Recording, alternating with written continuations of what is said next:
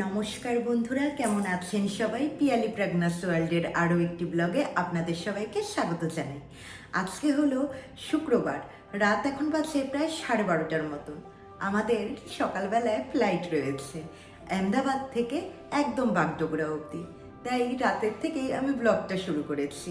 এখন কিছু রান্নাঘরের কাজ আছে, সেগুলোই আমি সম্পূর্ণ করব। রান্নাঘরে কিছুটা বাসনপত্র রয়েছে, এগুলো এখন পরিষ্কার করব। আর এই যে কিচেনটা একটু মেসি হয়ে রয়েছে, এটাও আমি একদম পুরোপুরি ক্লিন করব। আর এদিকে আমার ওয়াশিং মেশিনও অন ছিল।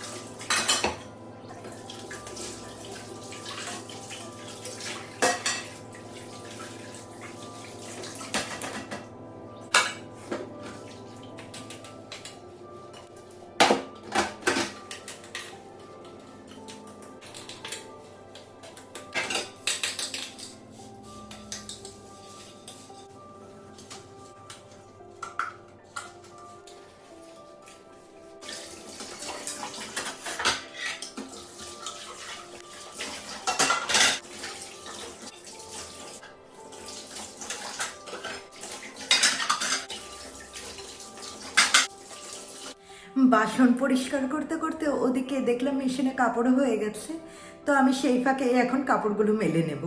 অল্প কয়েকটাই কাপড় ছিল, এখন আমি ধুয়ে দিয়েছি আর ফ্যানের হাওয়ায় শুকিয়ে নেব। আর যতটা পারবো কাজ আমি এগিয়ে যাব, কেননা বাড়িতে আমি প্রায় অনেক দিন থাকবো না, 2 মাসের মতন আমি জলপাইগুড়িতেই থাকবো। তো তার আগে যতটা কাজ করে যেতে পারি সেটাই আমার মনের শান্তি।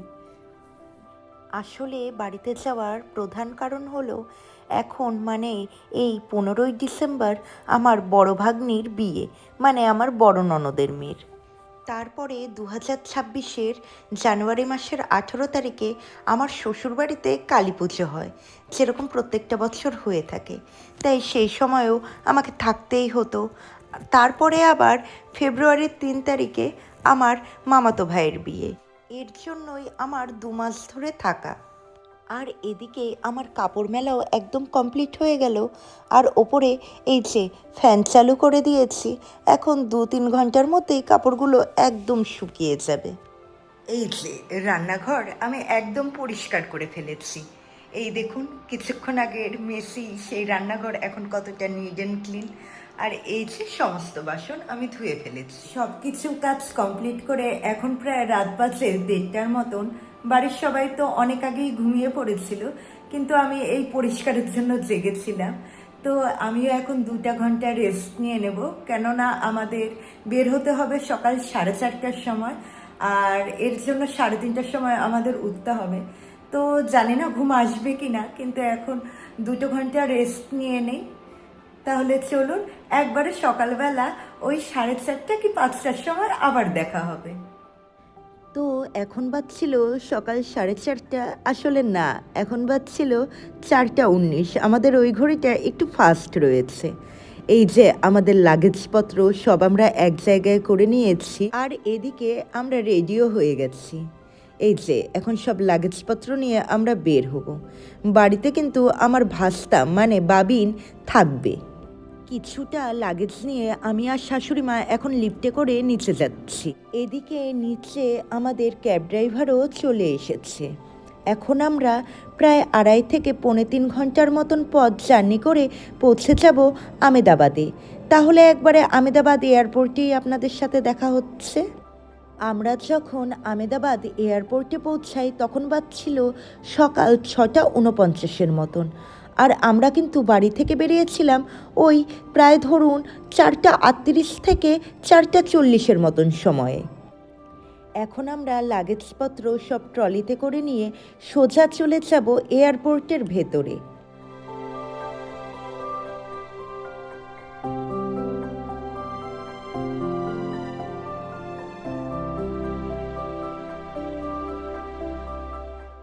এয়ারপোর্টের ভেতরে যাবার আগে কিছুটা ফর্মালিটিস রয়েছে, সেগুলো আমরা আগে করে নেব। আর আমাদের কিন্তু এখন লাগেজপত্র চেক করিয়ে লাগেজপত্রকে দিয়েও দেওয়া হয়েছে, আর সেখান থেকেই আমরা বোর্ডিং পাসও নিয়ে নিয়েছি। এখন আমরা সোজা চলে যাব আমাদের যে দ্বিতীয়বার চেকিং হবে সেই জায়গায়। আমাদের চেকিং এখন পুরো কমপ্লিট হয়ে গেছে। এখন আমরা চলে এসেছি 6A গেটের সামনে। এখানেই আমাদের ফ্লাইটটি আসবে, যেটা করে আমরা একদম বাগডোগরা পৌঁছাবো। তখন বাজছিল ওই সকাল 7:38 মতন। তো আমাদের হাতে প্রায় অনেকটাই সময় ছিল, আমরা ওই গেটের সামনেই বসেছিলাম। এদিকে দেখুন, মানুষের সাথে সাথে এখানে রোবট দিয়েও কিন্তু এয়ারপোর্ট পরিষ্কার করা হচ্ছে। সকাল যখন প্রায় 8:16 মতন বাজছে, তখন আমাদের অ্যানাউন্সমেন্ট করা হলো ফ্লাইটে ওঠার জন্য। আর এদিকে আমরা সবাই ফ্লাইটে ওঠার জন্যই প্রস্তুতি নিয়ে নিচ্ছি। এখন আমরা বাসে করে সোজা চলে যাব আমাদের যে ফ্লাইটটি রয়েছে সেই ফ্লাইটের সামনে। আর আপনারা তো অনেকেই জানেন, কিছুদিন আগে ইন্ডিগো ফ্লাইটের একটা বিশাল সমস্যা হয়েছিল, অনেক ফ্লাইট ক্যান্সেলও হয়ে গেছিল। আমাদেরও প্রথমে ফ্লাইট ইন্ডিগোতেই বুক করা হয়েছিল, কিন্তু যদি ওটা ক্যান্সেল হয়ে যায় সেই ভয়ে আমরা অন্য ফ্লাইটে বুক করেছিলাম। এখন আমরা পৌঁছে গেছি আমাদের প্লেনের সামনে। এই যে প্লেনে উঠে আমরা আমাদের সিটগুলোতে বসে পড়েছিলাম।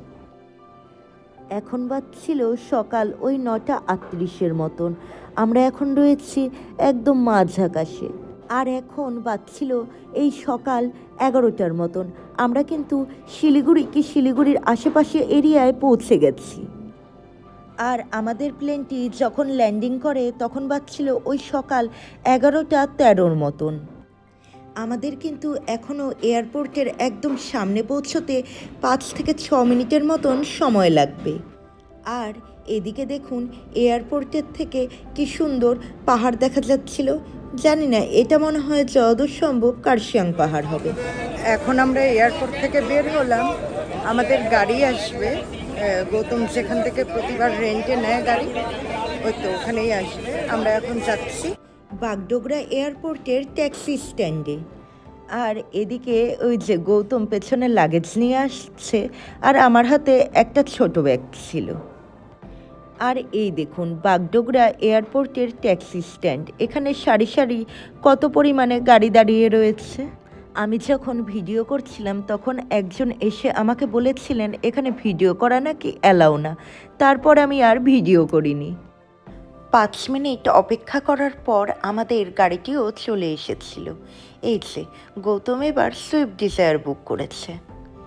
আমিও ভালো করে গাড়িটির একটি ভিডিও বানিয়ে নিলাম, কেননা এখানে অনেক কিছু ডিফেক্ট ছিল, সেগুলো পরে যাতে কোনো প্রবলেম না হয় সেই জন্য।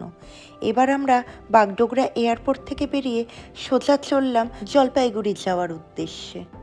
এবার কিন্তু প্রথমে আমরা জলপাইগুড়িতে যাব না, জলপাইগুড়ির পাশে রানীনগর বলে একটি জায়গা রয়েছে যেখানে আমার ননদের বাড়ি, সেখানেই গিয়ে উঠব। আর এই দেখুন এদিকে কত পরিমাণে চা পাতির বাগান রয়েছে। আমাদের উত্তরবঙ্গ মানেই হলো এই চা পাতির বাগান, পাহাড় আর ডুয়ার্স এরিয়া। আর এই দিকে দেখুন কি সুন্দর কাঞ্চনজঙ্ঘা দেখা যাচ্ছিল। এখান থেকে আমি ভিডিওটা ভালো করতে পারিনি। আমরা এখন একটা পেট্রোল পাম্পে এসেছি গাড়ির তেল ভরতে, আর ওই দেখুন শিলিগুড়ি থেকে পুরো কাঞ্চনজঙ্ঘা দেখা যাচ্ছে।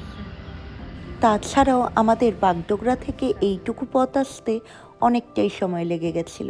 পৌঁছেছিলাম আমরা মহানন্দা ব্যারেজের সামনে। এরপর ওখান থেকে চলে গেছিলাম একটি ধাবায় খাবার খেতে। এই দেখুন এখানে কত পরিমাণে বিস্কুট রয়েছে। আমরা নিয়েছিলাম রুটি তড়কা। মা তো ডিম খায় না, তাই মার জন্য নেওয়া হয়েছিল ভেজ তড়কা। আর আমার এবং গৌতমের জন্য নেওয়া হয়েছিল ডিম তড়কা। অনেক দিন পর এই ডিম তড়কা খাওয়া হলো রুটির সাথে। এরপর আর কিছুটা পথ জার্নি করে সোজা চলে এসেছিলাম আমরা রানীনগরে আমার ননদের বাড়িতে। আর এখানে কিন্তু আমার মেয়ে প্রাগনা রয়েছে, আর বাড়িতে কিন্তু বিয়ের পুরো তোড়জোড় শুরু হয়ে গেছে। আর অনেক দিন পর নিজের সন্তানকে কাছে পেলে মায়েদের যা অবস্থা হয়। এবার দুপুরে খাওয়া দাওয়া সেরে আমরা বসেছিলাম গল্প করতে, আর এদিকে প্রাগনা দেখাচ্ছিল ওর লেহেঙ্গাটা কীরকম হয়েছে ওর বড়দিদির বিয়েতে পরবে বলে। যখন 5:30টার মতন বাজে আমরা রেডি হয়ে গেছি তালমা যাবো। কেউ দেখে বলবে এটা আমার মেয়ে?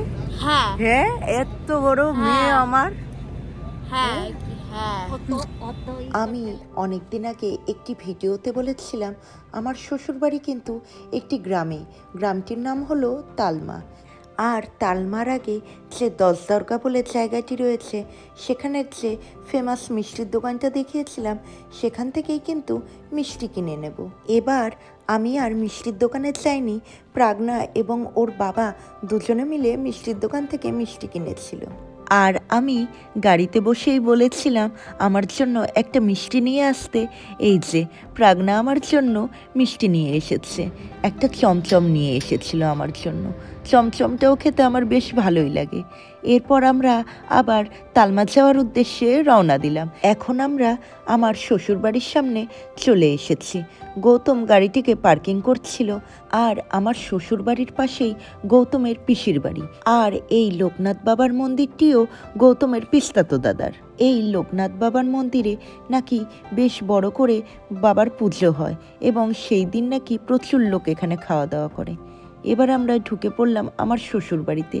এই যে শ্বশুরবাড়ির সামনে আসতেই মায়ের মন্দির দর্শন করে নিলাম। পরের মাসে আমাদের এই মায়ের মন্দিরেও ভালো করে পুজো করা হবে।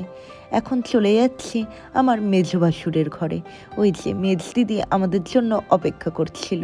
আর জানেন তো, গ্রামের বাড়িতে আসলে কিন্তু সবাই মিলে ভীষণই আমরা মজা করি, কিন্তু এই সময় এত পরিমাণে ঠান্ডা পড়েছে এখানে, আর আশেপাশের তো একদমই মাঠ এরিয়া, তাই ঠান্ডাটা একটু এখানে বেশিই মনে হয়। মেজ দিদির ঘর থেকে বেরিয়ে আমরা এখন পাশে আমার কাকি শাশুড়ির বাড়িতে চললাম। আর আমার বড়দিদি মানে বড় চা বাড়িতে ছিল না।